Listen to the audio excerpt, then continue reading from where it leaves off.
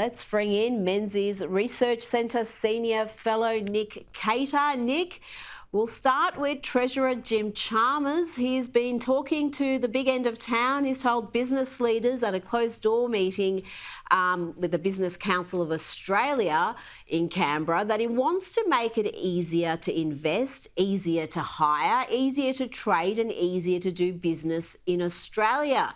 He said he's going to do this by cutting red tape. This follows a number of industry groups expressing serious concerns about Labor's economic credentials, particularly Labor's crippling net zero obsessions.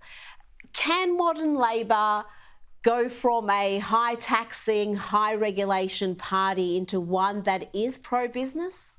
Well, look, there's plenty of red tape to cut, of course, Rita, much of which Jim Chalmers has been responsible for putting in place and his colleagues.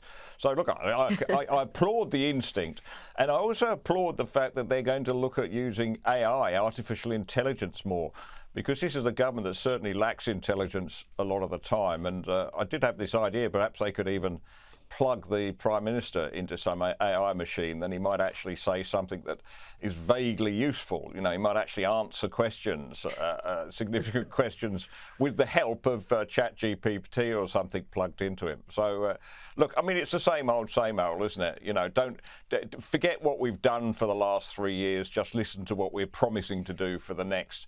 I think Australians learnt their lesson about that in 2022. Well, you're so right, because not only have we seen an increase in red tape, we've seen now an increase in green tape, black tape. This is not a pro-business government in any sense of the word. So we would have to see a fairly dramatic turnaround from their first term in government. Let's hear now from Greens leader Adam Bandt, who had another Trump-induced tantrum over the president's plans to rebuild Gaza. This is wrong. This is the end of international law.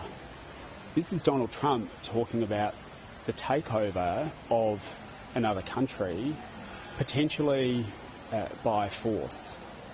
The Australian government must make it clear that it opposes this move that is in clear violation of international law. The end of international law, no hyperbole there. And he wants the Albanese government to step in. Nick, what is Adam Bandt suggesting there? Well, international law, he claims, is a breach. But you know, surely, Rita, and you put a suggestion in your head. I think it's time to make lefties losing it a 24/7 segment, because under Donald Trump, he is generating so much of it. But not only in America, but on this side of the Pacific too, that surely you must be full of ideas for content with stuff that Adam Bandt pours out daily and his colleagues. You could just do a whole segment devoted to the Greens here in Australia if you really wanted to. Every single day they're providing content.